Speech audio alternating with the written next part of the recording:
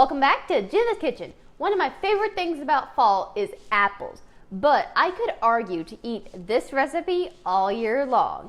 Today I'm going to show y'all my favorite caramel apple muffin recipe. But before we get into the video, make sure you go hit that subscribe button and ring the bell to get notifications when I post a new video. So let's get started. Alright, for our muffins, we have 1.5 cups of all-purpose flour, 2 teaspoons of cinnamon, give it some fall flavor, half a teaspoon of salt, half a cup of sugar, and 2 teaspoons of baking powder. Now you're just going to take this and sift it together. So I left my brown sugar out because brown sugar just doesn't sift well. So what we're going to do is we're going to kind of break it up and then pour half a cup of brown sugar. Give this a little whisk. This is one of my best-selling muffin recipes all year round. Alright, so now it's time to make the wet ingredient mixture. We have half a cup of milk. You could use whatever milk. I'm just using whole milk. 1/3 a cup of vegetable oil. 1 egg. Take a whisk and whisk the stick. Okie dokie. Now that we have our wet ingredients and our dry ingredients, we're just going to pour our wet into the dry. And then we're going to add an optional special ingredient. I have some caramel flavor, and I'm just going to put 1/4 teaspoon in to give it a little bit more caramel and fall flavor. This recipe smells really good. I really think it should be a candle. Vote in this poll with me. Do you think this should be a candle?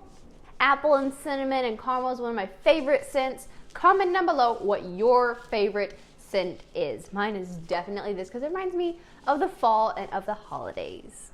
Alright, we have 2 cups of diced apples. We're just going to pour them in. And we took the skins off.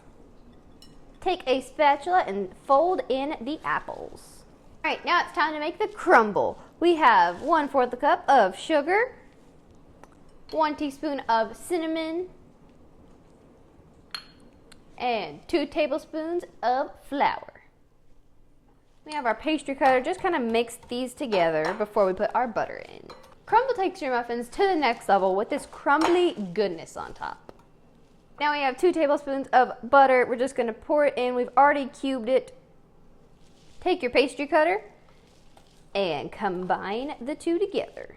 And this is just a basic crumble recipe. You could probably add more flavors if you wanted to, like spices.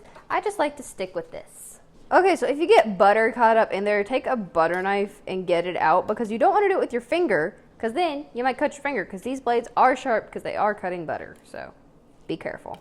Just keep crumbling it until it gets all worked in together. With crumble, you kind of want to work fast because cold butter makes your crumble stay together better. So if you have a bit warm butter, then it's going to kind of be runny and not good. Alright, this is all good. Now we're going to scoop our muffins into our muffin tin and put the crumble on top. Okay, now it's time to take our cookie scoop, get a scoop of the muffin batter, and spoon it in to our muffin tin. And I have all of them lined with little red liners just to make it a bit more festive, but you could just spray your muffin tin and it'd be good to go. I'm putting 3 scoops in for each muffin, get them kind of full.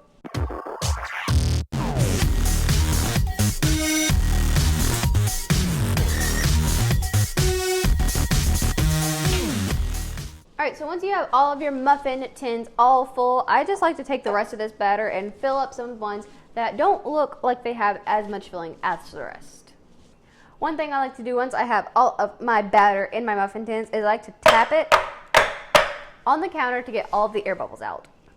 Take a tablespoon scoop up some crumble and sprinkle it on top of the muffin.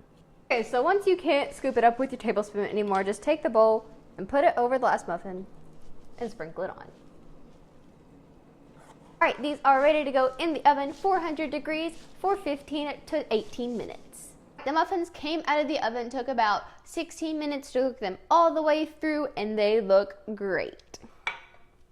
This is a perfect recipe for the fall or any time. I like having these in the dead of winter or in the heat of summer. There we go.